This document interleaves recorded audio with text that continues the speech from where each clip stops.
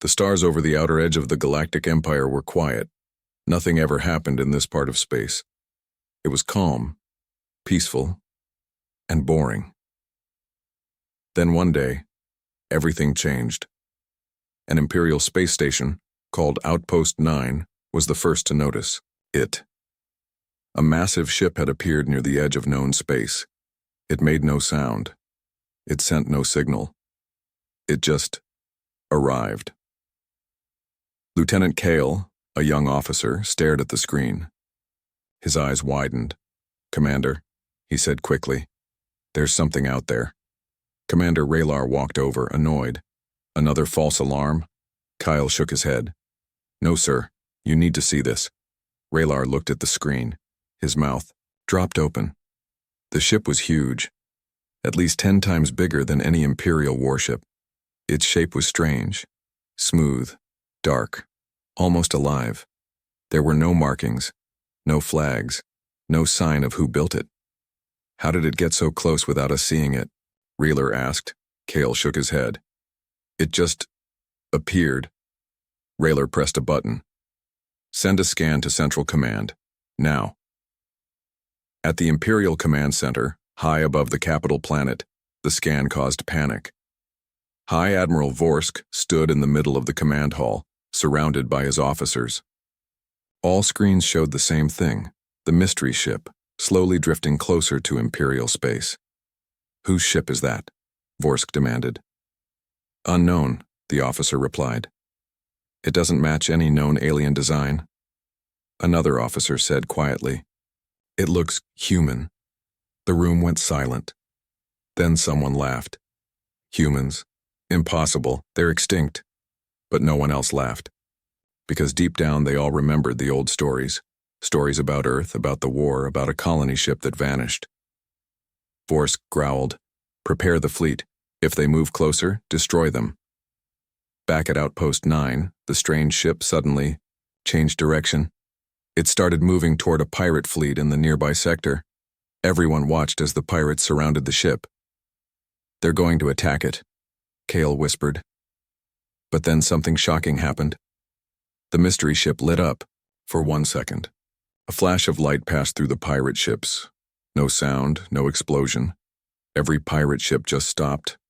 No movement. No power. Nothing. They were dead in space. Kale's hands shook. It didn't even fire a weapon. Commander Raylar stared at the screen. That wasn't an attack, that was a message. The human-like ship then stopped again, floating quietly near the disabled pirate fleet. It still didn't send a signal. It still didn't speak. Vorsk watched the live feed. His face was pale. "Is this really human technology?" he asked. The science officer replied, "It's far more advanced than anything we've ever seen. If it is human, they are no longer the humans we knew." The Emperor was informed. He did not speak for a long time after hearing the report. Finally, he said, "Find out where it came from. Find out what it wants, but do not attack it, yet." The ship remained in place for 2 full days. Then it moved again, this time toward Imperial space. And just before it crossed the border, a message appeared on every Imperial screen. 3 simple words: "We are back." The panic began. What happens next? The message echoed across every Imperial screen. "We are back." It was short, simple, and silent, but it was more frightening than any fleet or weapon. People across the Empire whispered about it. Officers, governors, traders, even the Emperor himself, they all asked the same question. Who sent that message? In the command center, High Admiral Vorsk stood still, his eyes locked on the screen. The strange warship had not moved since sending the message. It simply floated near the border of Imperial space, quiet but powerful, like a mountain waiting for the wind. "Are we sure it was a message?" Vorsk asked. The communications officer nodded. "Yes, Admiral. It used an old Earth signal code. One that hasn't been seen in centuries." "Earth," Vorsk whispered. No one had spoken that word in a long time. The old record said Earth was destroyed in a war hundreds of years ago. The Empire had moved on. They had forgotten the humans, believed they were lost forever. Now it seemed they had returned. The Emperor called an emergency meeting with his top advisors. The room was large, with gold pillars and soft lights, but today it felt cold. A hologram of the strange ship floated in the center of the room. It turned slowly, showing its smooth design and strange energy patterns. "Is it really human?" asked one of the advisors. A science officer stepped forward. "It uses technology that's far beyond our understanding, but some of its design elements match the last known human ships. If they are human, they've changed a lot." The Emperor leaned forward. "What do they want?" No one answered. One advisor suggested reaching out with a peace signal. Another said they should send a small scout fleet just to learn more. A third advisor shook his head. "We should wait. This ship has done nothing since the message. We must not act out of fear." Still, the Emperor felt uneasy. He remembered the stories, whispers of how the Empire had once attacked Earth, thinking humans were weak. One colony, ship had escaped, but no one ever found it. Now maybe it had come back, and it was not alone. More ships appeared days later. 5 of them. All different in size and shape, but clearly made by the same builders. They took no action. They didn't enter Imperial space. They just watched. It felt like the stars themselves had eyes. Panic began to spread across the Empire. Trade routes slowed. Civilian ships refused to travel. People locked their doors on planets light years away from the scene. Even though the human ships had not harmed anyone, their silence was more frightening than any weapon. In deep space, a group of Imperial scouts were sent on a quiet mission to scan the new ships from a distance. They moved slowly, trying not to be noticed, but as they approached, something strange happened. Their systems shut down. No warning, no damage, just darkness. A moment later, all systems came back online, but the ships had been moved. Each one was now sitting peacefully outside Imperial space, unharmed but confused. "How did they move us?" one pilot asked. "We didn't feel anything. It was clear. The humans, or whatever they had become, could do things the Empire didn't understand." Back in the command center, Forsk and his officers watched the recordings. The mystery ships had moved the scouts gently, without force, like a parent guiding a lost child. "They don't want war," said the science officer. "They had every chance to act with force, but they didn't." "Then what do they want?" Forsk asked again. No one knew, but one thing was clear. They were not here by accident. This was a planned return, and it was just the beginning. The Emperor ordered all sectors to remain on high alert, but he gave one more command. "Do not attack the ships under any condition. Not until they speak again." The waiting began. People across the Empire watched the stars every night, wondering when the next message would come, and what it would say. The days passed slowly. The strange ships, still floating near Imperial space, had not moved again. They just remained there, silent, calm, and watching. Every Imperial station, satellite, and observatory stayed focused on them. Nothing changed on the outside, but inside the Empire everything was shifting. People were asking questions the government didn't want to answer. Was it really possible that the humans had returned?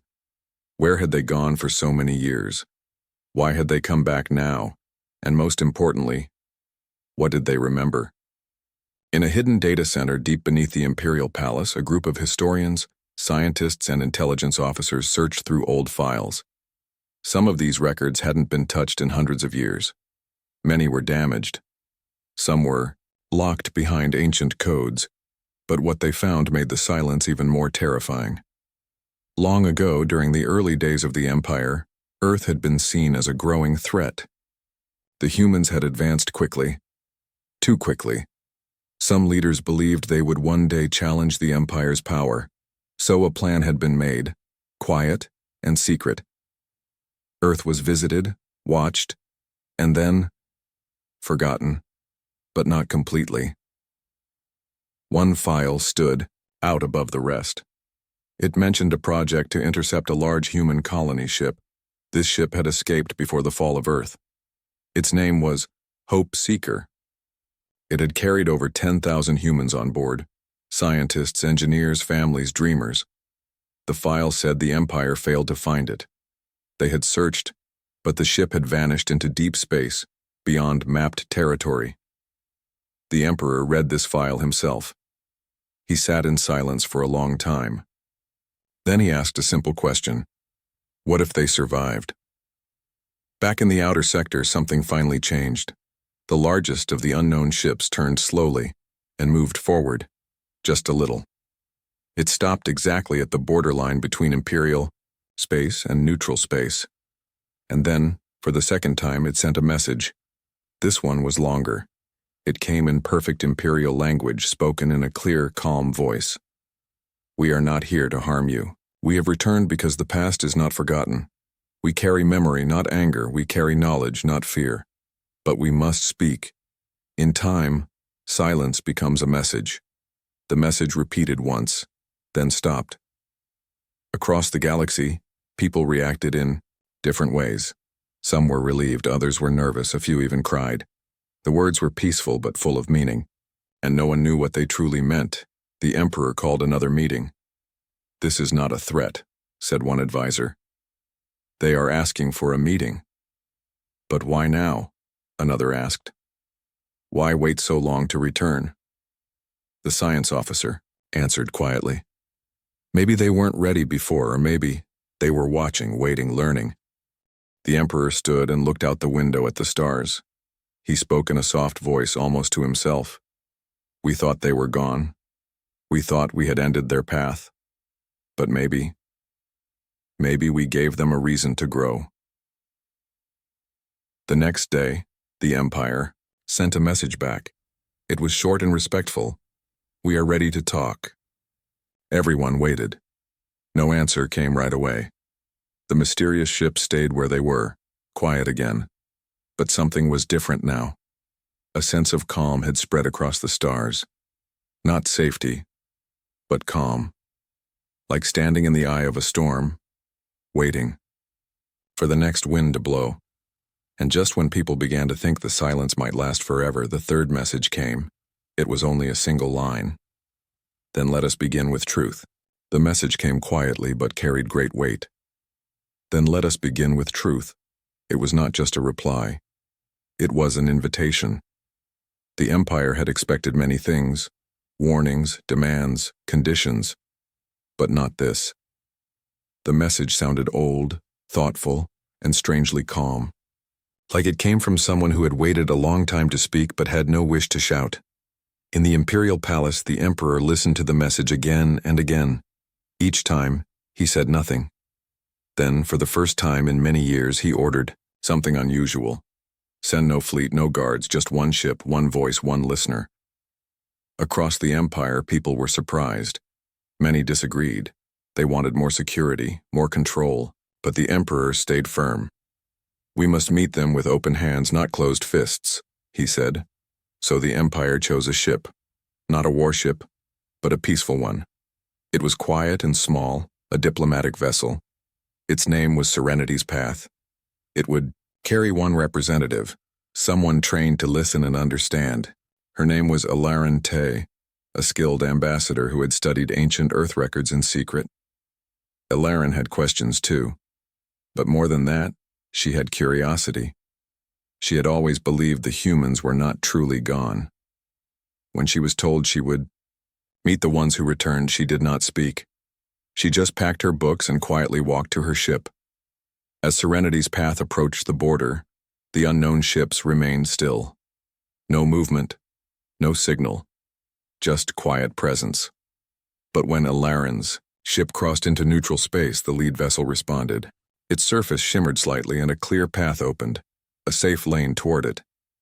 Her ship followed the path, slow and steady, guided not by force but by invitation. The docking was smooth. No pressure, no force fields. The doors opened, and inside, a soft light welcomed her. Alarin stepped out alone. The chamber was wide and silent. The walls pulsed with a soft glow, almost like breathing. The air was clean and light. There was no sense of danger, only stillness. Then, from the far side, a figure stepped forward. It looked human, not alien, not machine. A tall figure with calm eyes, wearing simple clothing. No armor, no markings, just presence. His voice was gentle, like a forgotten song. "Welcome," he said. "We hoped you would come." Ilaren nodded, unsure of what to say. She had studied for years, trained for moments like this, but nothing prepared her for this. "Are you human?" she finally asked. The man smiled slightly. "We were. In a way, we still are. But time has changed us. We are not what we were, and neither are you." They sat, not in chairs, but on soft platforms that formed from the floor itself. The ship seemed to listen, to move with them. It was not just built, it was alive in a quiet, strange way. Then came the story. The man, his name was Leorin, began to speak. He told her of the Hope Seeker, the last great colony ship that had escaped before the fall of Earth. It had traveled far beyond the edge of any star map, guided by hope and desperation. It had found a system hidden behind strange energy, waves untouched by other species. There the humans built a new life, not with war or power, but with learning and patience. They had not just survived, they had evolved. "While you grew in might," Leorin said gently, "we grew in mind. We learned to shape light, bend matter, and listen to time." Ilaren listened with full attention. She saw images in the air, memories made of light, children running under strange blue skies, cities floating above oceans, books that could speak, machines that grew like trees. "We did not return to claim," Leorin said. "We returned to remember," Ilaren asked quietly. "Remember what?" There was a long pause, then Leorin looked into her eyes. "The truth. The part of the story that was never told. The part even your empire has forgotten." Ilaren felt a cold shiver. She asked, "What truth?" Leorin stood. "Come," he said. "There is something you must see." And without another word, he led her down a glowing path deeper into the ship. What she found there would change everything the Empire believed. The deeper they walked into the ship, the more strange it became. The walls weren't made of solid metal or stone. They shimmered like water, almost transparent, revealing shapes and patterns inside them. Ilaren could sense that the ship was alive, that it wasn't just a machine but something more. Something that had learned, evolved, and adapted to the passing centuries. As they moved further, the light dimmed, replaced by a soft, glowing blue that filled the corridor with a calm, peaceful aura. The air felt different here, lighter, almost as if the very atmosphere was designed to calm the mind and ease the spirit. At last, they reached a large, circular room at the center of the ship. In the middle was a massive, glowing sphere that pulsed softly like a heartbeat. It wasn't a weapon, not like anything Ilaren had ever seen. Instead, it felt alive. It was as though it contained all the memories of the people who had built this ship, all the experiences they had gained. From the distant stars, Leorin stopped before the sphere and turned to Ilaren. "This is the heart of our journey," he said. "The Hope Seeker brought us here, but it was this place that changed us." Ilaren stepped closer, her eyes wide with wonder. She didn't know what to expect, but she felt something in the air, a sense of connection, as if the ship and its people had learned to understand something the Empire had long forgotten. "What is this place?" she asked. Leorin's voice was calm but filled with meaning. "This is where we learned the truth about Earth, about the past, and about your empire. We came here to heal, not just from the war, but from the mistakes of our ancestors." He paused, his expression serious. "The empire you know today wasn't always like this. Long ago it was born from the ashes of something greater, something that once united all of humanity, a unity that was destroyed when greed and fear tore Earth apart. Ilarin listened intently, her mind racing with questions. She had always been taught that the Empire had risen from the ruins of Earth's fall. The stories she had heard spoke of Earth's wars, the rise of new powers, and the eventual formation of the Empire. But now, standing in this place, hearing Leorin's words, she began to realize that those stories were incomplete, missing something vital. Leorin continued, "We were not perfect, but we tried to create a peaceful world, a world where knowledge was valued over power. But the Empire, your Empire, destroyed it all. They saw Earth as weak, as a threat. But the truth is, Earth had the answers that could have saved us all." Ilarin shook her head, trying to process the enormity of what she was hearing. How could that be? The Empire has given us everything: order, stability, peace. Leorin smiled, but it was not a smile of joy. It was a smile of sadness. That peace you speak of, it comes at a price. You live in a world that has forgotten what it means to grow. Your empire thrives on control, on fear, on conquering the unknown. But there was another way, a better way, and we came here to learn it. Ilarin took a step back. You want to teach the Empire? Not just the Empire, Leorin replied softly. We want to remind you all of who you really are, to show you the path that could have been, and still can be. The sphere in the center of the room began to glow brighter, its pulse quickening as if it were alive with energy. Leorin moved closer and placed a hand gently on it. This is a memory, he said. A memory of the past that has been lost to your people. We have kept it safe, waiting for the time when the Empire would be ready to hear the truth. The sphere began to display images, flashes of long-forgotten cities, peaceful gatherings, humans working together for the good of all. Ilarin saw families walking together, children playing under skies that seemed to stretch forever. She saw scientists, philosophers, artists, people whose only goal was to better their world, not to conquer it. These are the people who lived on Earth, Leorin explained. These are the ones who tried to build a future free from war, from hatred. But the Empire you serve, destroyed them. We were the last survivors, and we've carried their memory ever since. Ilarin stood frozen. She had never seen anything like this. These were not the stories of war and destruction she had been taught. These were stories of peace, of hope, of a humanity that had risen above its darkest moments to create something beautiful. Why are you showing me this? She whispered. Leorin turned to her, his expression kind. Because you are the bridge, Ilarin. You have the power to change the future. You've already begun to see beyond the walls of the Empire. The question is, will you help us share this truth with your people? Ilarin felt her heart race. The weight of his words pressed on her. She could feel the truth now deep within her. This wasn't just about diplomacy. It wasn't about power or control. It was about something much bigger. Something that could reshape everything she had ever known. I don't know if I can, she said, her voice shaking. Leorin nodded. The choice is yours. We are not here to force you, but we are ready to help if you are willing to listen. The room grew still again, the glowing sphere casting a soft light over them both. Ilarin took a deep breath. She felt as though she were standing at the edge of something vast, something unknown but filled with possibilities. She turned toward the door, her mind swirling with questions, with hope, and with fear. But one thing was clear. The Empire was about to face a truth it had long ignored, and whether it was ready or not, the time for change had come.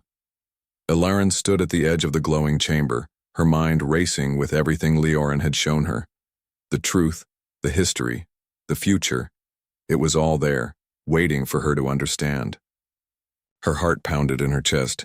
She knew the decision before her was one that would echo through the Empire forever, but how could she be sure? How could she change the course of history with just a single choice? Leorin watched her closely, sensing her confusion and fear. I understand the weight of what you carry now, he said quietly. But remember, Ilarin, the truth has always been a part of you, even if you couldn't see it before. It is not something we bring to you. It is something you have always known, deep inside. She turned back to him, still unsure of how to speak. I've been taught all my life that the Empire is strong because it controls everything. It creates order where there was chaos. It protects people. But what you're telling me, it's all different. The Empire may have given you order, Leorin replied, his voice calm and steady. But it's a control born from fear. You have forgotten what it means to truly live freely, what it means to grow without walls around you. Your ancestors tried to create peace, but it was the wrong kind. One built on power, on the idea that someone must always be in control. That was not peace. That was just another form of war. The words sank deep into Alarin's heart. She had always believed the Empire's stability was the ultimate goal, the thing that made them superior. But now she was beginning to see that the Empire's way, its dominance over others, its constant push for control, was not true peace. It was a prison. The sphere in the center of the room continued to pulse softly, and with every pulse, more images flashed into the air.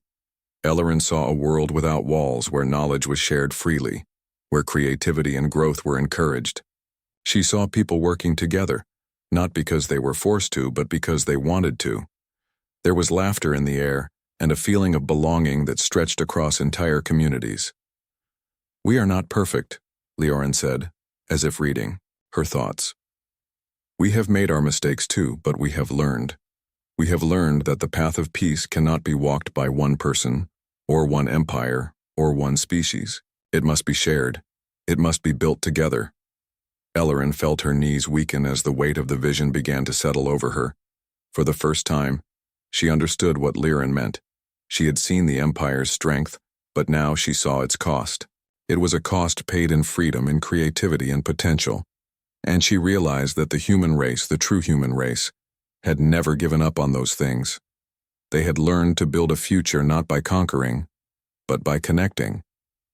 Leorin stepped closer, his voice gentle but filled with conviction. It is not easy, this path we offer. It is not simple, but it is the only true path to peace. The Empire must let go of control, must let go of the need to dominate. It must learn to trust its people, to trust the universe itself. You can help. Show them that way. The room seemed to grow brighter as the images continued, showing different ways in which life could flourish. Alarin felt a sense of awe wash over her, mixed with a deep sadness for all the years lost. Her mind struggled to find the words. But what if they don't listen? She whispered. What if they reject it? The Empire is not a small thing. It is built on centuries of power, control, and fear. How can I change that? How can anyone change that? Leorin smiled, though it was a smile filled with understanding, not hope or excitement. That is the hardest question. But you must understand, Alarin. The Empire is not just made of rulers and soldiers. It is made of people, people who live and breathe, who hope and dream. You may not change the rulers, but you can change the hearts of the people. Alarin felt the weight of his words settle into her chest. It was true. The Empire was not only what it seemed on the surface. Beneath it all there were countless lives, each one filled with potential, with hopes of a better future. The truth wasn't in the leaders. It was in the people. It was in the choices they made. It was in their hands, and hers. I don't know if they will listen, Alarin said softly, her voice filled with doubt. But I know I have to try. You have already taken the first step, Leorin said, his voice filled with quiet pride. The first step is knowing that there is another way. The second step is sharing that knowledge. And the third step is trusting that the future is in the hands of those who dare to change it. For the first time in many years, Alarin felt a strange sense of peace. She wasn't sure what the future would hold. She didn't know if the Empire would listen or if it would fight to keep its control. But she knew one thing with absolute certainty. The truth had been given to her, and it was hers to share. She couldn't stop now. The path was open, and she had to walk it. Turning toward the door, she knew her journey had only just begun. The road ahead was uncertain, filled with challenges, but it was a road that led to something better. A road that led to a future where freedom and peace weren't just ideals, they were real. Leorin followed her, standing silently by her side. There was nothing more to be said. The choice was hers now, and she would make it. Ilaren stepped out of the chamber, ready to face the future.